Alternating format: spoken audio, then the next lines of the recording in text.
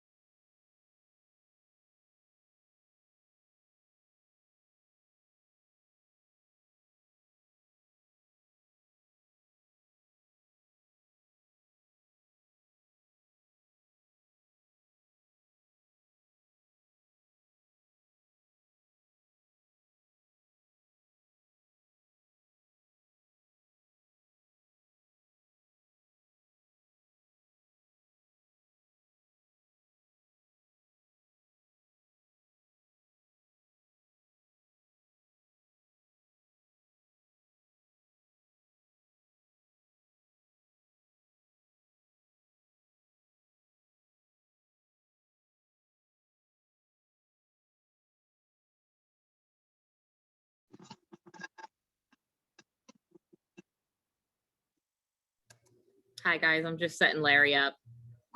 Don't worry, I'm not teaching.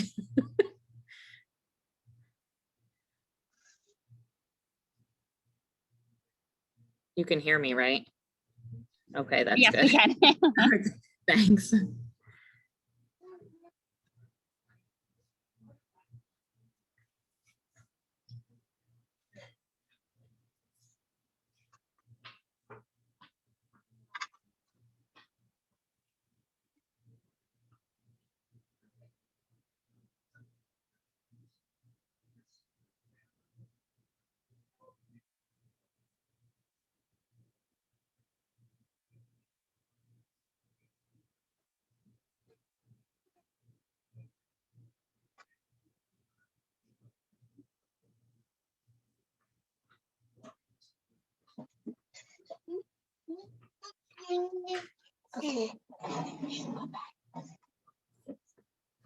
All right, we're moving.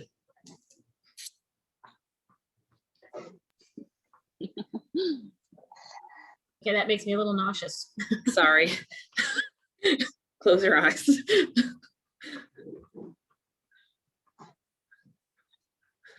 I'm Larry's assistant today.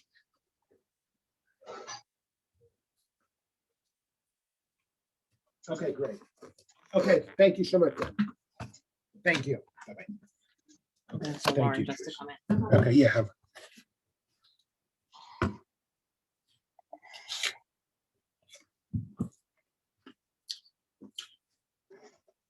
Can you hear me? Yes. Yes, we can. Good afternoon. Hey, Good Larry. afternoon. Hi. Hello.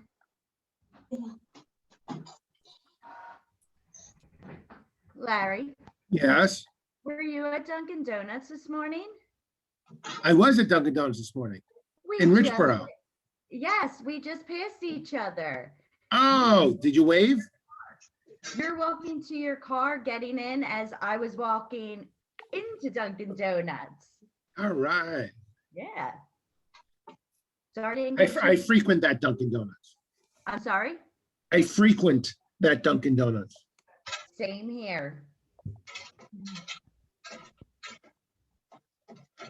So we have one live guest. Lauren, how are you? I'm good. And the rest online. So this isn't my favorite way of delivering information, but I'll do my best to make my way through it. So the topic, what is the topic today? Agreement of sale. Larry. I'm teasing, Kate.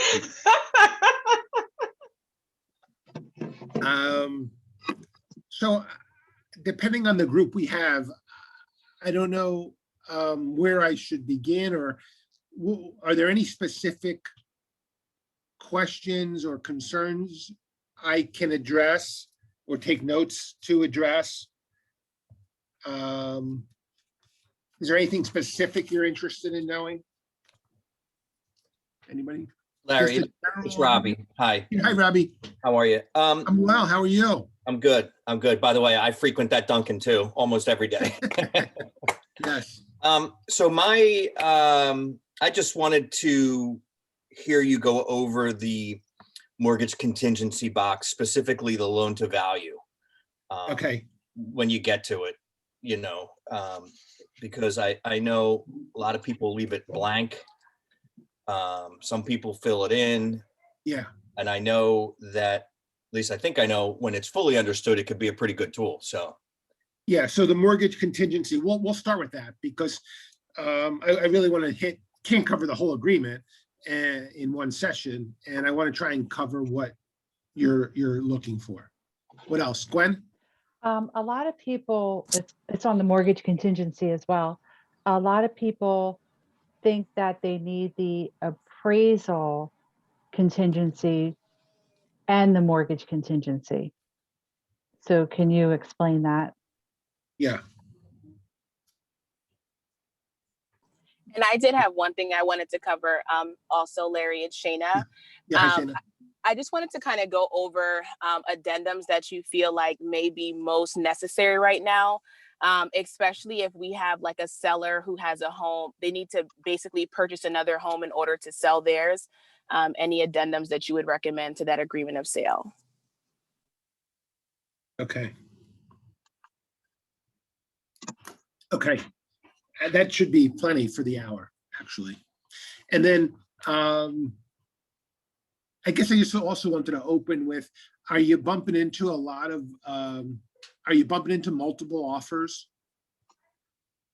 You are. So I guess in closing, what we'll do is we'll talk a little bit about what strategies we could implement in the offer that would help you win. Is that good? So, and I'll make mention as we make our way through. So let's just go right to the mortgage contingency. So if we were to do that, let me just see if I can find it.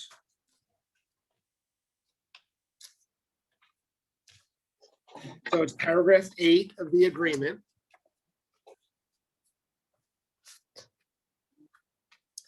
And if we start at the top of paragraph 8, and Robbie, just jump in if when your question arises, and I'll slow down.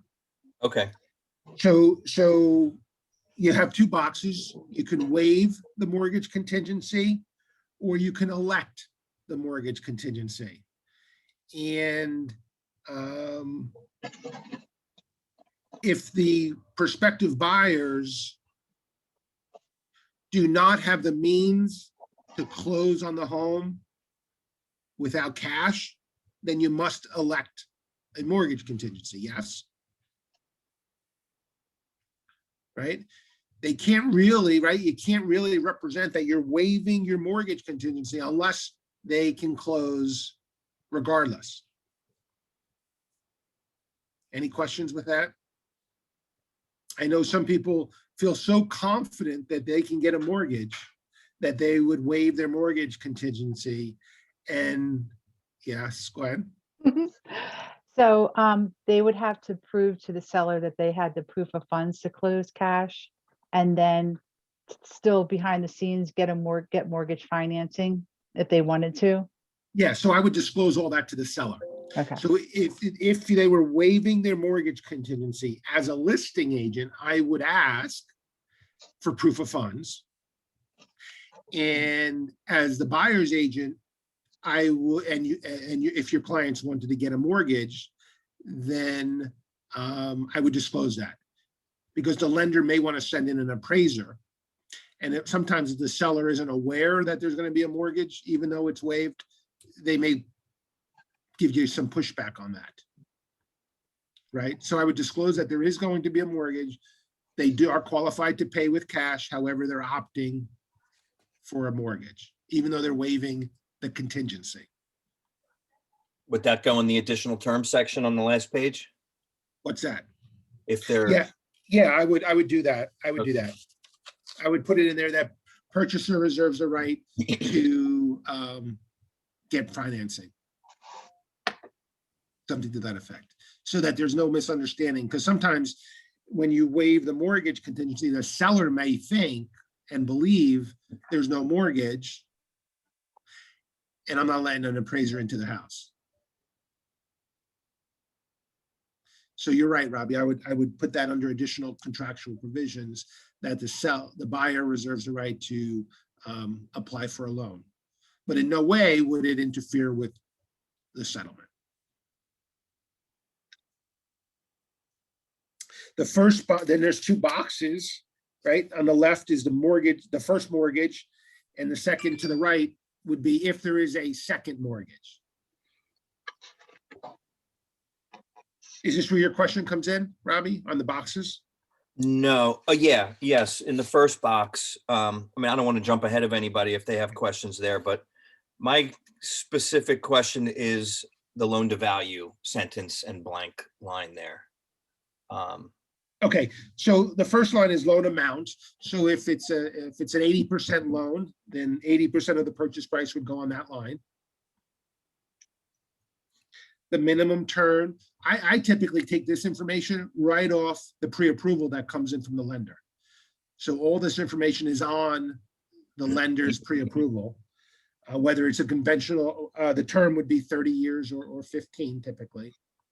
The type of mortgage would be a conventional mortgage or an FHA mortgage or a jumbo. I would write that into the type of mortgage right off of the pre-approval. For conventional loans, the loan to value ratio is not to exceed. So if it's a 20% down buyer, we would put 80% in there. Okay.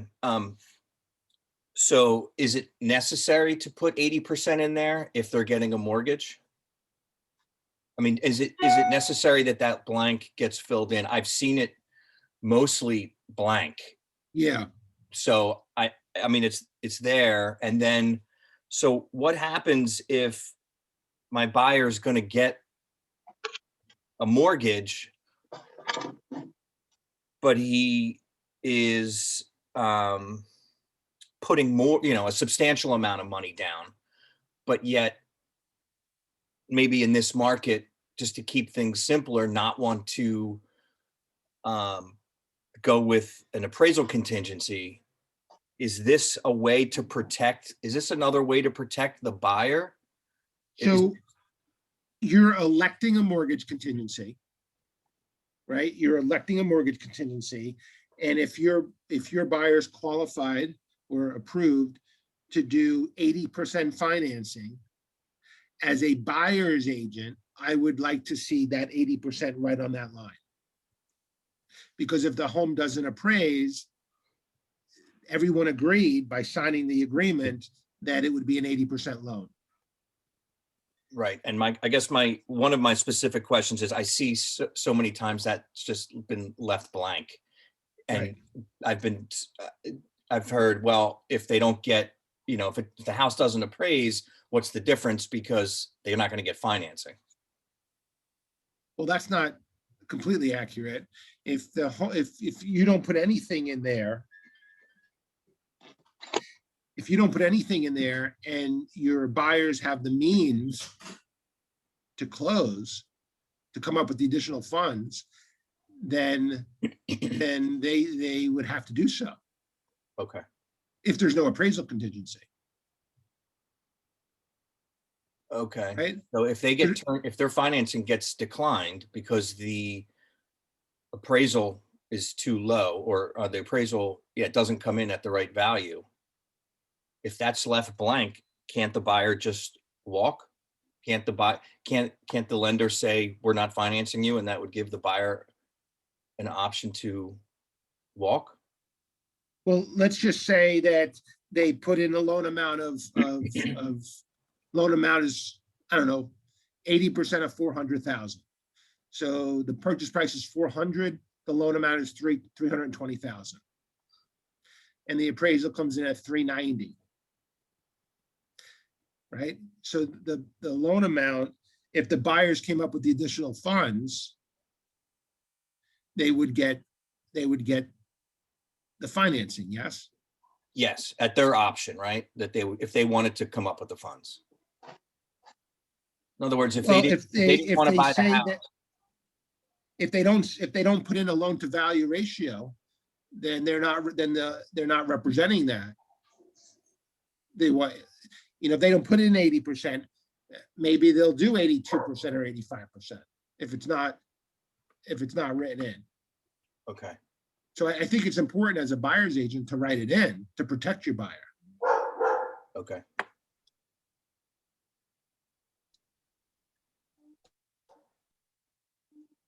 So I don't know why I don't know why a buyer's agent completing the document would leave it out. It doesn't benefit the buyer to leave it out. It actually, I would think, benefits the seller if it's left out. Right. And that's what I thought. But I guess I was just confused if it's left blank and the house doesn't appraise, the lender says, I'm not financing you, and the buyer doesn't want to move forward because it's not appraised at the purchase price and they don't have financing now, they're not obligated for the sale. Is that correct? They're not obligated to move forward. Well, they're not obligated to move forward if the mortgage company denies them. Okay. However, if they have the means to make up the difference and the loan to value ratio is not in the agreement, then they didn't represent that they would do an 80% loan to value or a 90% loan to value. They left it open.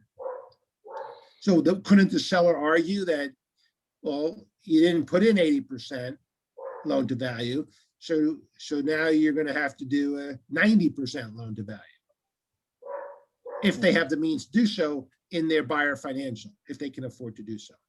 I see. So if the buyer financial shows that they can, then they'd be obligated to. Is that right?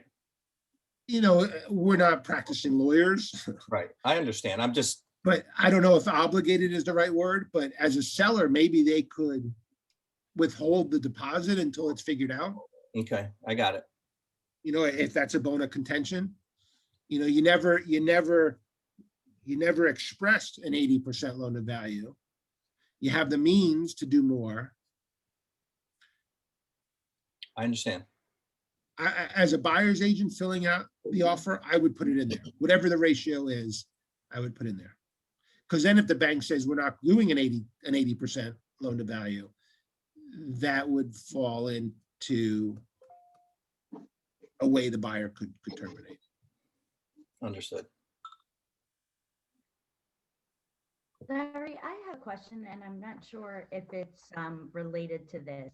The actual mortgage contingency. I was in a bidding war with my current client who's under contract, and they were trying to get us to waive the mortgage contingency. I know that it is up to the banks. So are we truly able to do that? Well, With, you can only waive the mortgage contingency if your buyers have the means of buying the home without the mortgage. Right? I'm sorry, I meant the appraisal, waive the appraisal contingency. So yes, well, we don't have, there is, the appraisal contingency is not embedded in the agreement. That would be an addendum to the agreement. Mm-hmm. So you don't have to have, there's no have to have an appraisal contingency. In fact, in this market, that's a strategy we use to win, is where we bring up the appraisal in the offering. And in fact, we go a step further and we write into the agreement that the buyer agrees to accept the lender's appraisal and will make up any shortfall with additional down payment or change in financing. Okay, Your buyers have to be on board, right? correct. But that is a way that your offer would be much stronger than another offer with contingency. Yes. So we have not been using appraisal contingencies in this environment. I completely agree. This was the first time home buyer, and he was adamant on this contingency and not waiving it. And I was blown away that our offer won with 10 plus offers being submitted. Yeah, well, of course, your buyer has to feel comfortable with the strategy, Mm-hmm. but the appraisal contingency is not embedded in the agreement. You would need to add an addendum Mm-hmm. to the agreement for the appraisal. Yes. Did I answer your question? Yes, you did. Okay.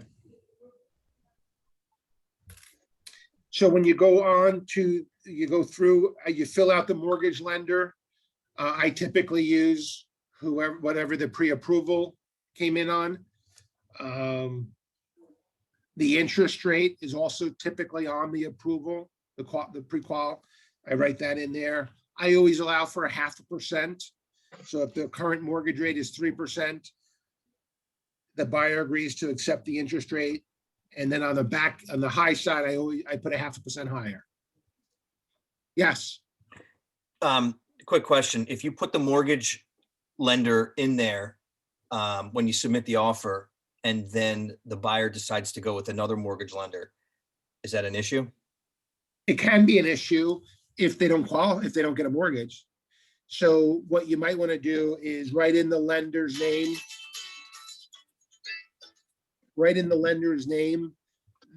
that provided the pre-approval, and then maybe or to be determined, TBD. So it allows the buyer to change mortgage companies if they choose to. Got it. Okay, Keep in mind, whatever is written in this agreement, it's a contract. So if they can get financing from Huntington Valley Bank and then go to another bank and get denied, the seller can hold their feet to Huntington Valley Bank if that's what's written in the agreement. So they can't provide a denial from a different lender unless it's written into the agreement. Okay, thank you. Everything, that's really the box. The box to the right is only if there's a second mortgage or a home equity line that's attached to the mortgage. Paragraph B speaks to the amount of time. Now, talk to your lender, but we've been putting in a minimum of 30 days. It's been taking that long. So the written mortgage commitment would have to be provided on or before that date. Any questions on the date? We're good?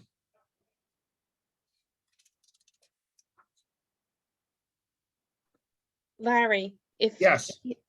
if Robbie did a change of terms to the mortgage, let's say he put on Huntington Valley and they decided to go with someone else. If he did a change of terms to the mortgage, would that be accepted? Yes, but the seller has to sign it. Right, right, The seller would have to agree. right. If the okay. seller says no or doesn't sign it, then the seller would have to sign off on that change of terms. Gotcha.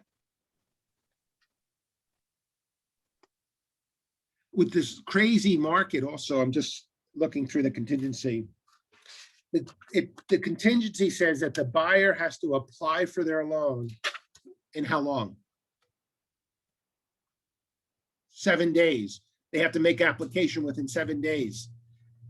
If they don't make application within 7 days, they may be in breach of the agreement. Could the seller terminate? Like, let's say there's a backup offer hanging out there and the seller wants to sell it to someone else. And in 7 days come and go, and the buyer did not apply for their mortgage because they're still shopping or they want to apply on after the home inspection, they would be in breach of the agreement. So that falls in paragraph E or subsection E of paragraph 8. It defaults to 7 days. If you don't change it, your buyer needs to apply for their loan. They need to apply for their loan within 7 days of an executed agreement. Do you change that date? Personally, Not like, typically, I don't. But I let them know that they need to apply within 7 days.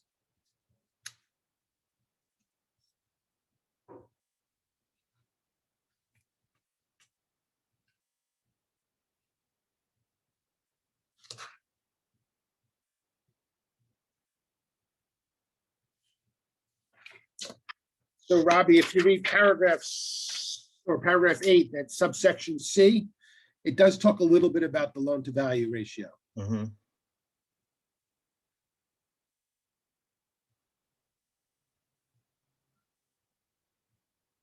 So, Yeah, I'm sorry, if in lieu of an appraisal contingency, and you have a buyer who's putting down more money, maybe, 30%, 40% down, is it a way to kind of sneak in, or quietly put in a lower LTV rate? So if it doesn't get appraised at whatever loan to value, then the buyer would be able to make a choice there? yeah, the buyer, if under the mortgage contingency, the buyer could terminate. However, if they're putting substantial money down, the lender may still not give them a denial. They may, if they're putting 40% down and the house doesn't appraise, they may still get the mortgage. But even if they do get the mortgage, the contract would say, whatever the loan to value would be. Doesn't the contract have to meet that, or doesn't the appraisal have to meet that loan to value amount? I don't know, right? Let's just read it for a second. I think what we're saying is if the bank doesn't give you the money, that's the contingency. Right, but if the bank does give you the money, if they are willing, because the down payment money is so high, is that loan to value, can that be used as a tool, as a sort of a quiet protector for a buyer? Yeah, so let's read it. Okay.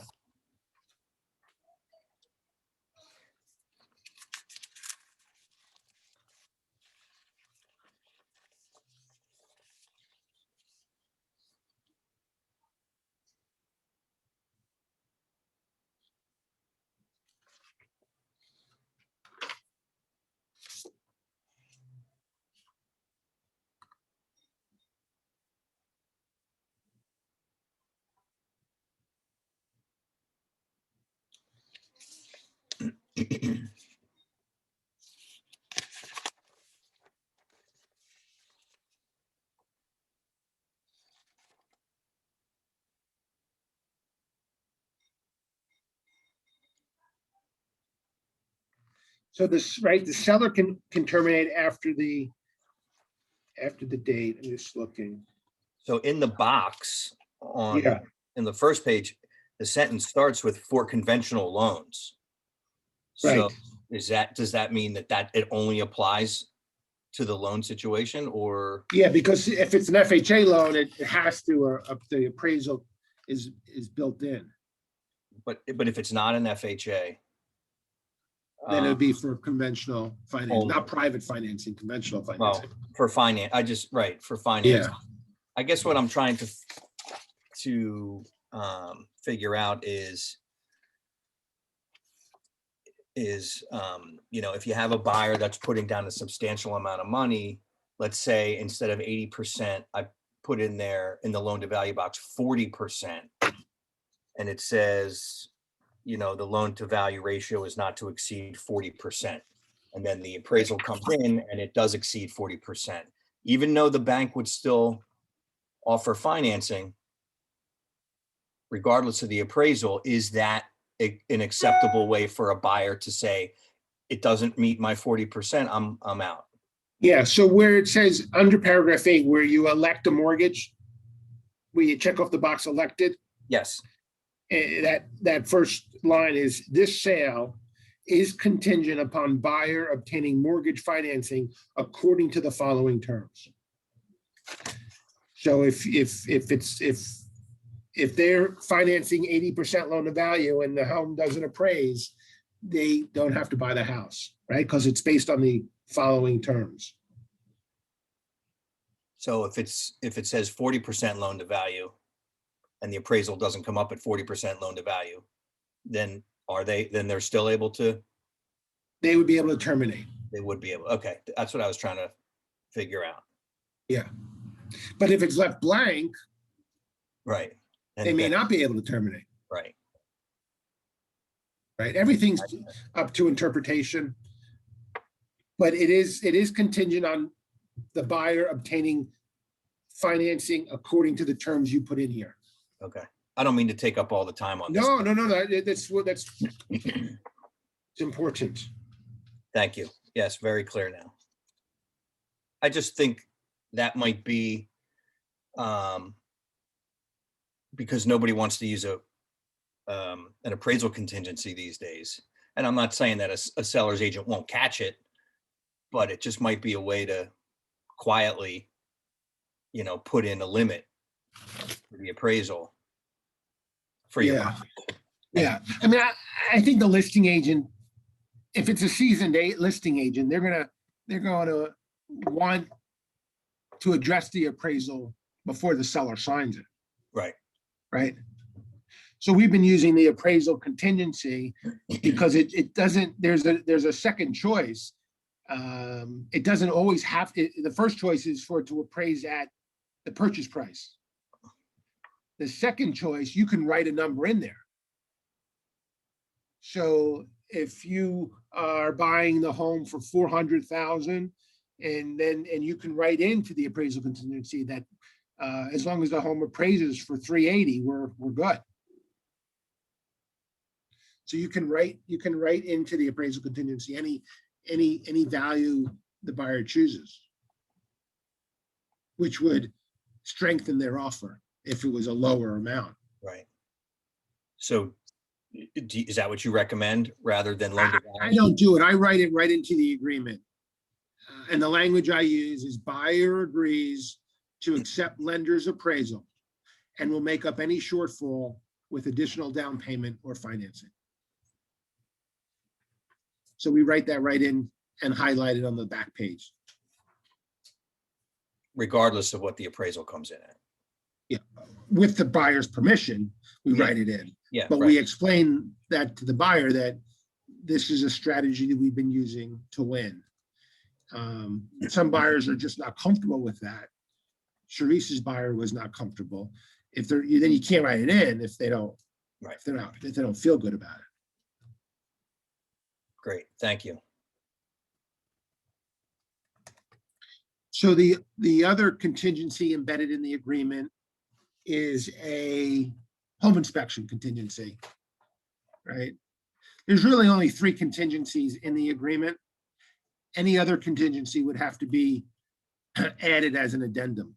So there's a home inspection contingency, which allows the buyer to do a home inspection if they elect it, and they can terminate if they're not satisfied with the results of the home inspection. There's a mortgage contingency. They apply for a loan. If they don't get a loan, they don't have to buy the house. And then the third contingency really is if it's an HOA or a condo, they do have the right to review the docs. And if they don't like what they see in the docs, they can terminate as well. I believe that's really the only 3 ways they can terminate, a buyer can terminate.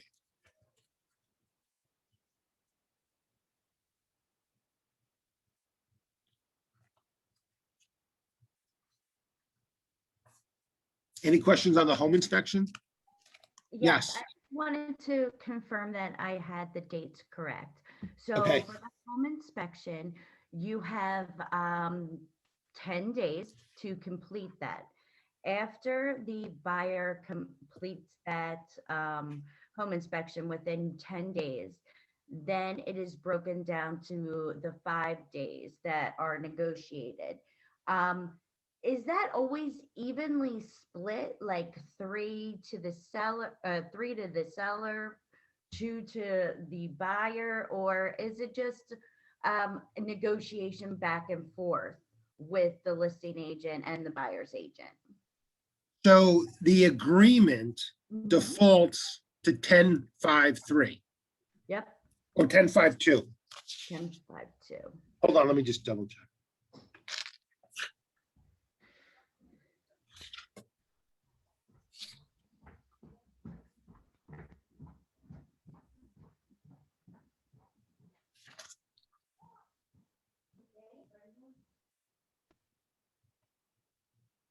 Yeah, so the agreement defaults to 10.5.2, 10.5.2. And what that means is, this is important because people get this confused all the time. So if the days aren't changed, the agreement defaults to 10.5.2.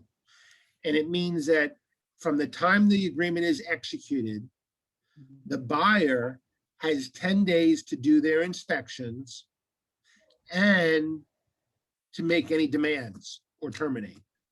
They have 10 days to do so. Yes? Mhm. The seller then has, if they don't terminate and they make demands, the seller then has 5 days to reply. At the 5th day, if we have not heard from the seller, the buyer must terminate.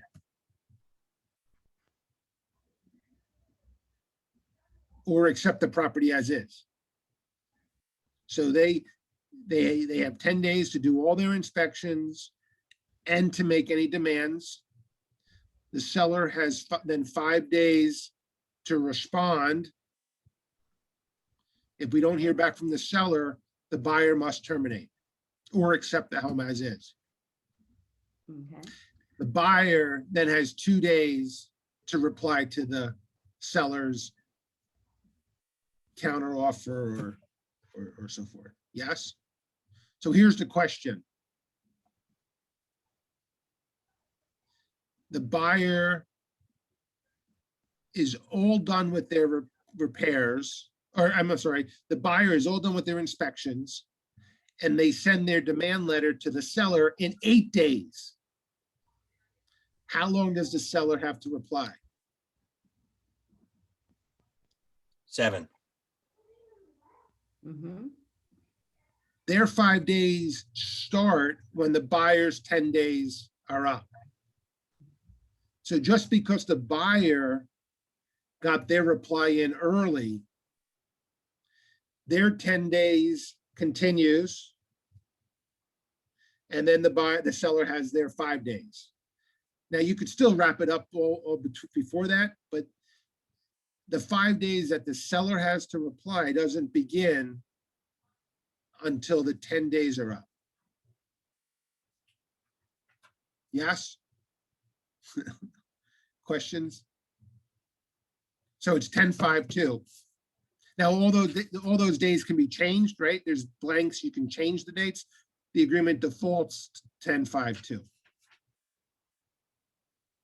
And day one, just day one is the day after they sign? Yes, Okay. they sign on the 12th. Day one is the 13th. What if your buyer just wants to do it for informational purposes? So there's nothing in the agreement that says that. If they do if there's an inspection contingency, they can terminate. If they can terminate. So there's nothing written in the agreement that gives us that option. So in your case, Gwen, I guess you would be waiving the home inspection and asking permission to do an inspection, right?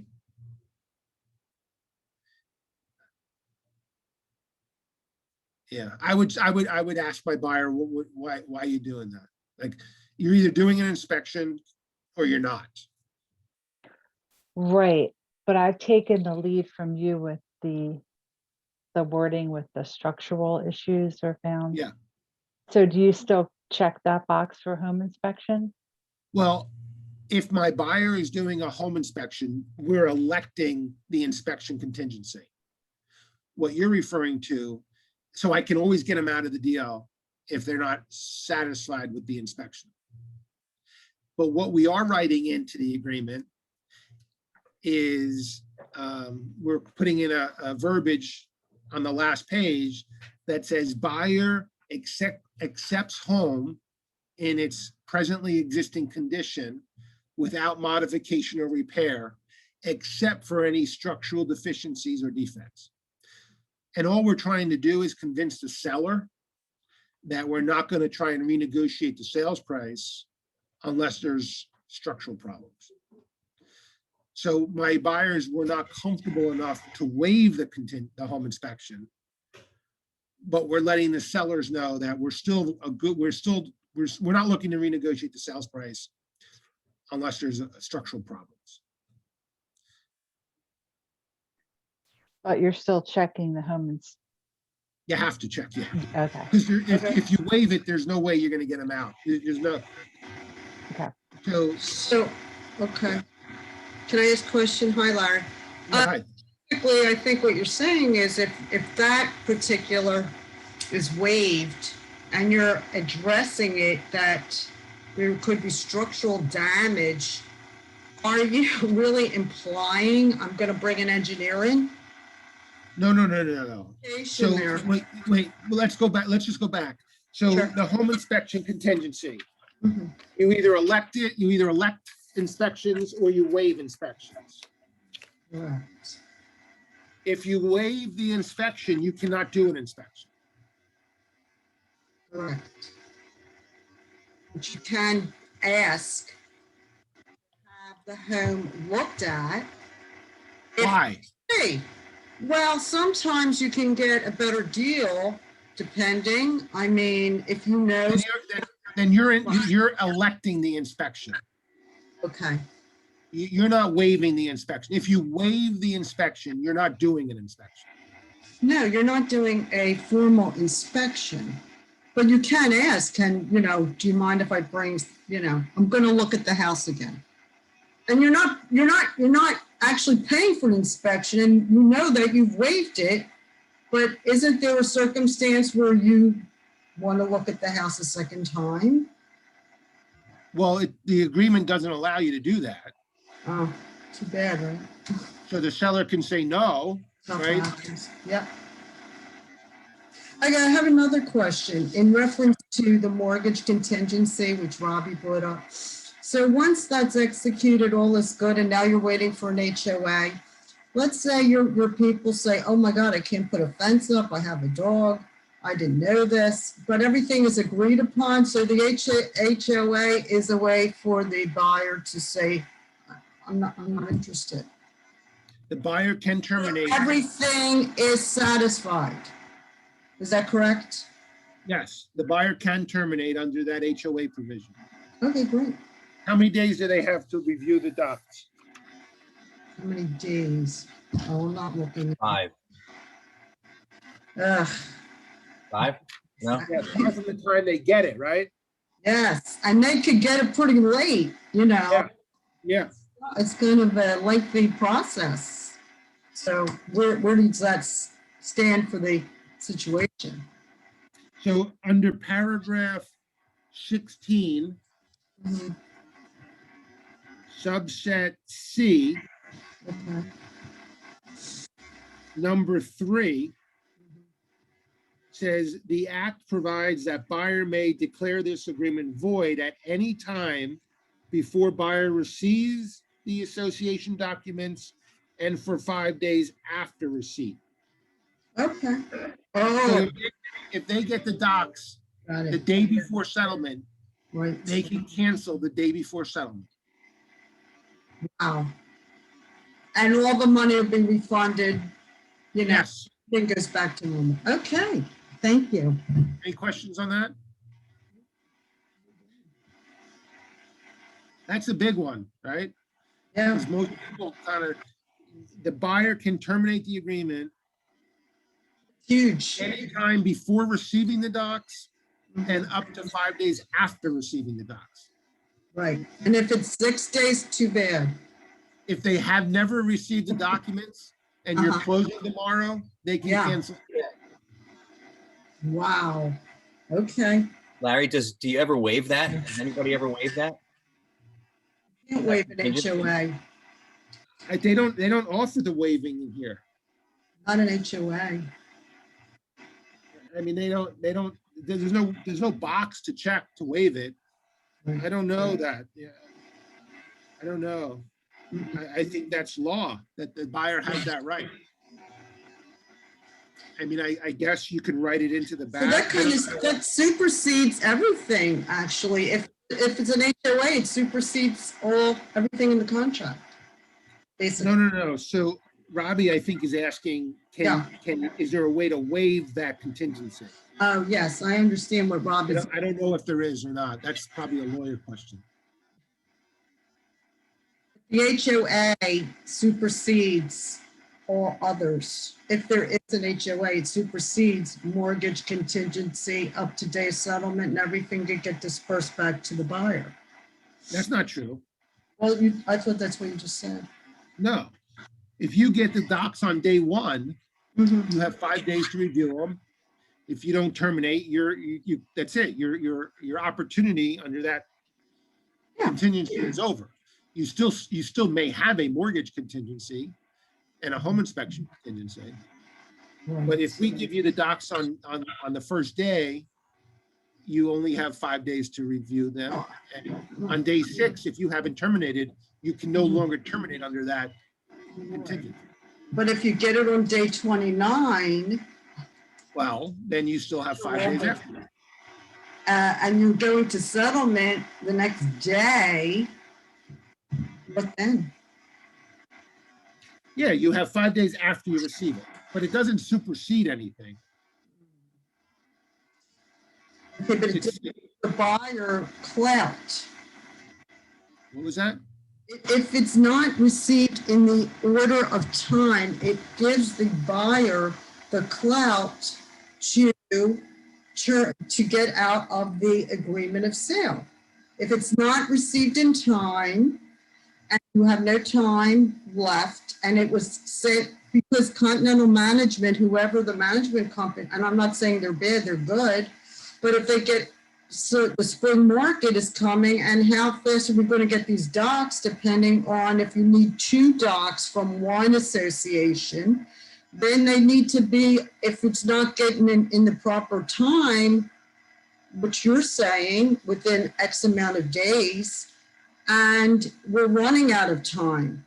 So the buyer can always say, I don't like this in the HOA. I'm terminating. Done. And everything else could happen. You could get appraised, you could get your loan, and then at the 9th hour, 10th hour, they could say, you know what? We reviewed it, we don't like this, we don't want it. Is that basic? Correct. All right. As long as it falls within the time frame. Yeah, gotcha. Thank you. You're welcome.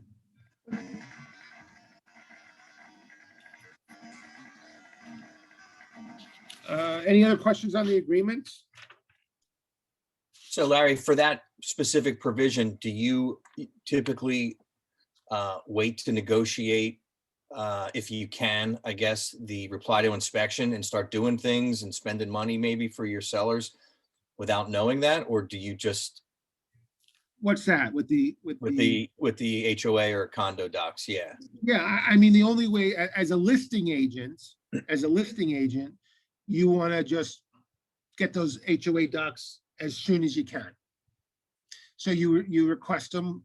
I have Cindy request them because it's a seller's responsibility to get them to the buyer. So I have our conveyancing department request the condo docs or the HOA docs as soon as I have executed contracts. It typically does take a week, maybe a little longer. I don't hold anything else up as a listing agent. I want to get those docs ASAP and get them to the buyer's agent ASAP. They do sign the receipt of documents. And then the buyer does have 5 days from that point to terminate. I don't typically hold anything else up. They're still doing their inspections. They're still dropping off their first and second deposit. They're still obligated to apply for a mortgage. So as a listing agent, you need to get those docs ASAP.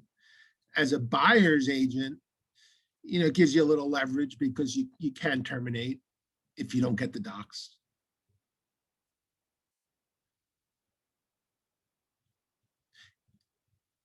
It does come up. I mean, right now we're in a strong market, but if it was in a different market, buyers have used the docs to get out of the agreement. And you're right, the management companies are slow. So you just have to stay on it.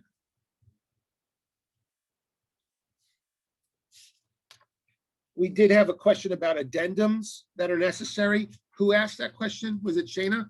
Yes, that was me, Larry. So is there a specific addendum you're referring to? So I just kind of wanted to get an idea of what addendums you would most recommend in this current state. And then I just had a seller who, luckily we were able to get her settled with her next home. But if there were any particular addendums that you would recommend, especially if your seller is waiting to get approved for another home or waiting for an offer to get accepted in today's market with the multiple bids. Yeah, so I don't really know of an addendum that would protect your seller. There may be one out there, but I don't know of an addendum that would allow your seller time to find a home. Okay. I don't know if there's an addendum. There is what we call a post-settlement addendum that would allow your seller to stay in the home after settlement. Okay. And pay rent or some money that would go to the buyer. So we have recently used a few times recently a post-settlement agreement that would allow the seller to an opportunity to find a home. Okay. And that's like a one-pager, and it just it's not a rental agreement, it's not a lease, it's just a post-settlement agreement that allows the seller to stay in the home for a short period of time, maybe 30 days, at a per diem rate. And all that is negotiated at the same time the offer is negotiated. Okay. If your seller is concerned about being homeless, they should not sign the agreement. Okay. Because in Pennsylvania, that date is the date.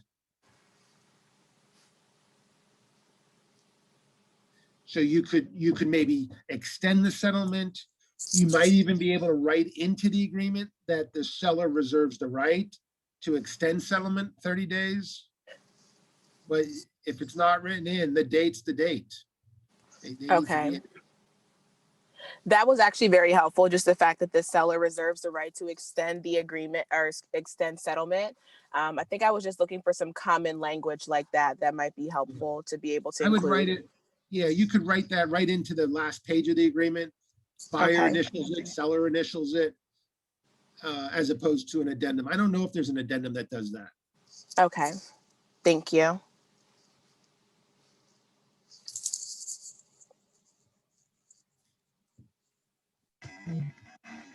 I'm gonna just say that's a good point. Thank you. Aye.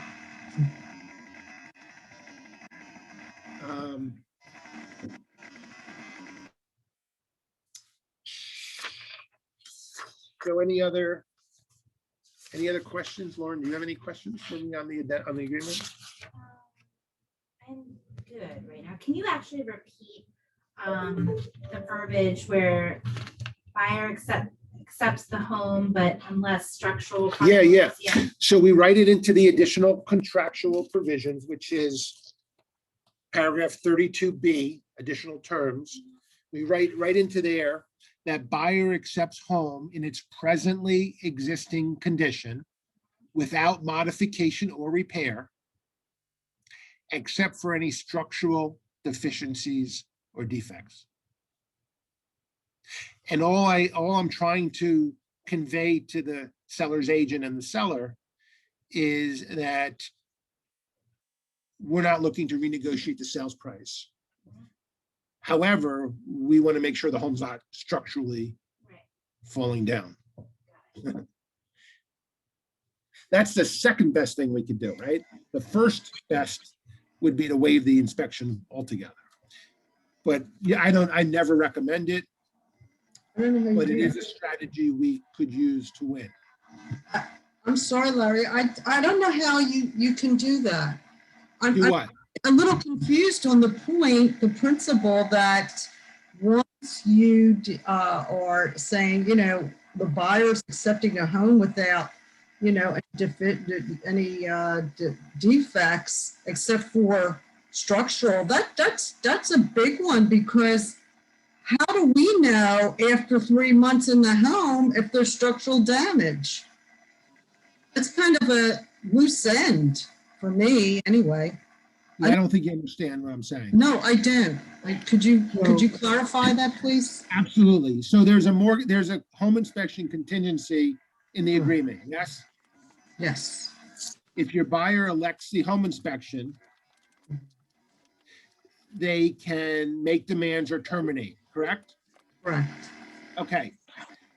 If you were in a multiple offer situation and you elected the inspections and somebody else did not, there's a very good chance the seller would choose the other offer and not yours. Right.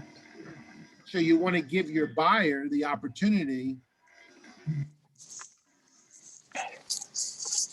Our job is to win, right? Now, if they're not comfortable waiving the inspection, we would never waive the inspection. But it is a strategy we utilize to win. Okay. But it has nothing to do with 3 months later.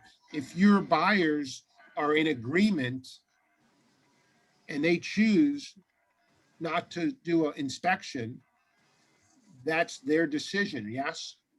Yes. I can say this, most of the multiple offer situations that I'm encountering, the buyers are waiving the inspections. Yes, I agree with that. Okay, so if you have an inspection contingency, the likelihood of you winning is slim. However, you do what your buyer wants to do. You're not going to waive an inspection if your buyer wants inspections. Okay, but what is this about structural? Why are you implying that? So here's what we've done. Here's what we've done where we have a buyer that is hesitant to waive their inspection. Oh, We elect the inspection, but we put the seller on notice that we're not going to nickel and dime them. We're not going to ask for repairs, except for any structural deficiencies or defects. So you have a home inspection and the home is termite ridden. The seller, we approach the seller and say, you have termites, we want that fixed. That would be a structural defect, wouldn't it? yes. Yeah. But let me say this, Jen, ultimately, even with that clause, we could get the buyer out at any time because there's still a home inspection contingency in place. It just kind of puts the seller on notice that we're not going to. Nickel and dime them. Right. Kill them. It's helped us win in multiple offers. Gotcha. Larry, can I ask Yeah, you I to just repeat appreciate that that. the wordage on that clause one more time so I can write it down? Yeah, Sorry. it's just So the good. wordage I use. Again, to Jen's point, you could still terminate the agreement, right? Because you Yeah. have the inspection contingency in play. But Right. it might, I bring it to the attention of the seller and seller's agent that we are going to do inspections. However, we want everyone to know that we're not going to utilize the inspection to renegotiate the sales price. So we're going to write into the agreement, we accept the home in its presently existing condition without modification or repair, Mhm. except for any structural deficiencies or defects. So we may come back to you if there's a problem with the home When is that? When are you gonna come back? within the 10-day inspection contingency. Gotcha. Larry, I do have one additional question. Huge. Yeah. So we did speak about, basically the buyer agreeing to accept the lender's appraisal, and then making up the additional cash. And then of course the inspection that we just spoke about. Would you have any other tips for things that we can include when we're writing up agreement of sales for our buyers right now that really might help to give a competitive edge? Yes. I actually formulated a list of strategies to win in multiple offers. It's important that I share that list, those strategies, before my buyer finds a house. Mm-hmm. Because when they find a house and I then say to them, how much over the asking would you like to start? They kind of look at me like, what are you talking about? So I give them my strategies before they find a house, so that when they find their dream house, I kind of just remind them about the strategies. Okay. And I've learned that the biggest and most important aspect of your offer is the price. Okay. Sellers are most interested in the price. That's what I've learned.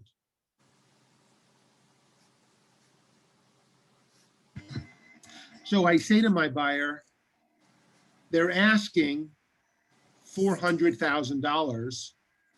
How much over the asking price would you feel comfortable offering? Okay. And then are you just including escalation clauses, or are you including escalation clauses along with what we just discussed as well? Yeah, so let me just back up one step, Shayna. Okay. The very first thing I do is I call the listing agent and I find out if there's any other offers. Mm-hmm. Because a lot of these strategies only come into play if there are multiple offers, right? Because keep in mind, we're a buyer's agent and there's no reason to pay over the asking price if we're the only offer in. So first thing I do is I call the listing agent and I say that you have the best home I've seen on the market all month. You are an unbelievable, great listing agent. Can I ask you how many offers you have? And if there's multiple offers, or if they're anticipating multiple offers, I do ask I do ask, is there what would I need to do to win? And you won't believe it, but sometimes, Shayna, they tell you. Mm-hmm. So I always say, what would I need to do? What do I need to do to win? And I see what and then I always ask, you know, when will offers be presented to the seller? So I want Okay. to know that too. So I call the listing agent. I do my best to win, to build that rapport. We ask them if they have any other offers. I ask what I would need to do to win this one. And I ask when offers would be presented. And then I get in front of my buyer and I say, here's the deal. The listing agent said there's 3 offers in and there might be 1 or 2 more coming. I'm going to make some recommendations, or I'm going to remind you on some of the strategies we need to do to win. The first one is price, because the seller always goes to the price first. So how much over asking would you like to pay for the home? And what do you think they say to me?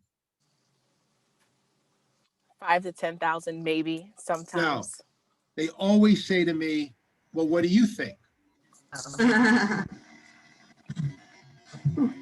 And I try and bring them up to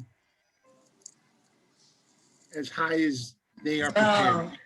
So I say to them, the home is on the market for 400,000. Would you be upset with yourself if you found out the home sold for 410? And they may say, you know what, we'll pay 410. And then I say, well, what if you heard that the home sells for 411, for 412? At some point, you know what they're going to tell me, Shayna? What? That seller, they can keep the house. That's where I'm bringing them to, that threshold. And then you mentioned escalation clause.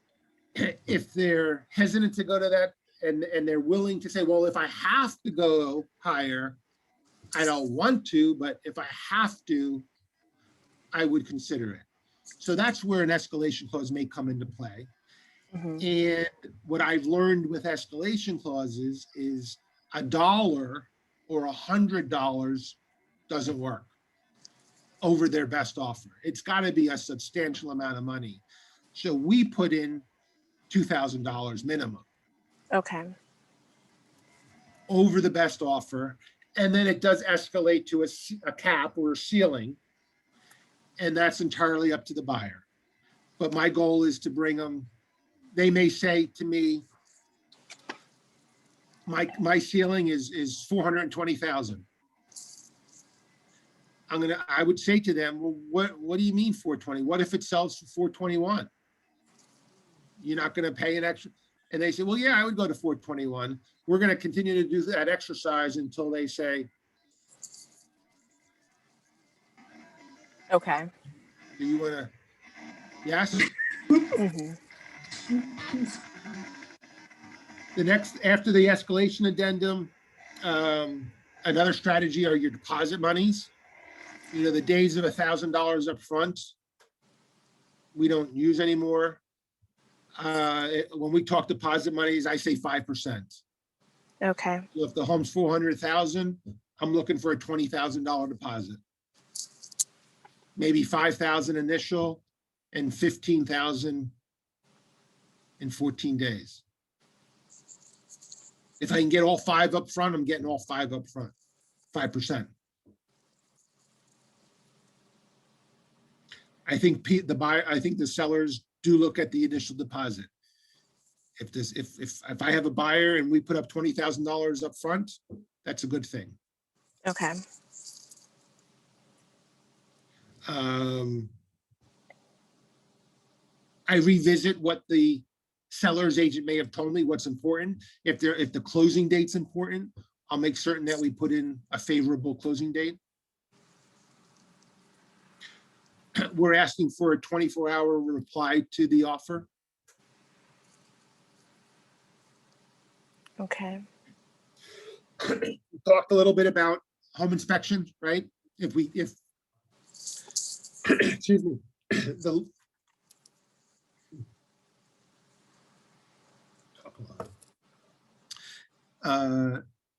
the best thing we could do to win. Now, keep in mind, win, maybe not necessarily the best option, but we're talking about winning. In regard to the home inspection,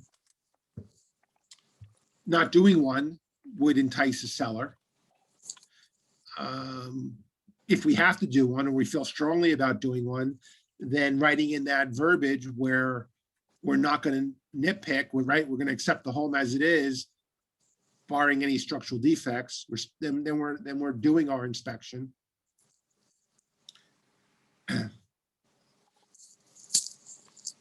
The mortgage contingency, right? You cannot waive a mortgage contingency unless you have the means to buy the home outright.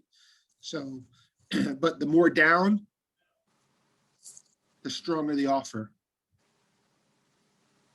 Right? You have a 5% down buyer today, and you're involved in multiple offers, it's very hard to win. Mhm. We do write in the appraisal clause that I mentioned earlier, that if the lender's appraisal falls short, the buyer's prepared to put additional monies down, or maybe change their financing from 80% to 90%.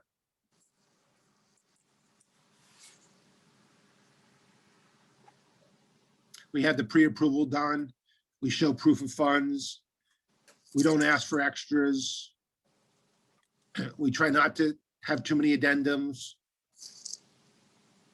We ask our buyer to write a heartfelt letter to the seller. If at all possible, I'd like to introduce my buyers to the sellers. Okay. And when you have them, oh, go ahead. I'm sorry, Sharice. I'm sorry, Shayna. That is possible to have them meet, because Well, I did. Yeah, I don't think you can schedule a meeting, but if they bump into each other, I don't ignore that. I introduce my buyers to the sellers. I allow them to communicate and maybe find a common bond. If there's a connection there, it helps in the offer. Okay, I didn't know if that was allowed. One of my transactions last year, my buyers really wanted to meet the sellers, and the listing agent agreed, and then at the last minute said, no, thank you. What was that?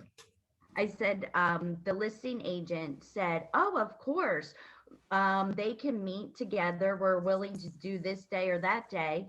And when I came back to her, she said, sorry, I don't want your buyers talking to my sellers. The Yeah. deal's over. Okay.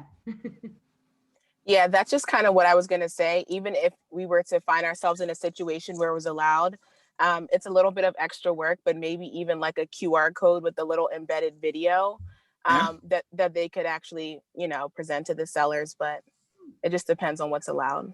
I like Yeah. that. All right. Those are my strategies. Thank you so much, Larry. Thank you, Larry. Thank you, Larry. You're welcome. You're welcome. Thank you. It was awesome.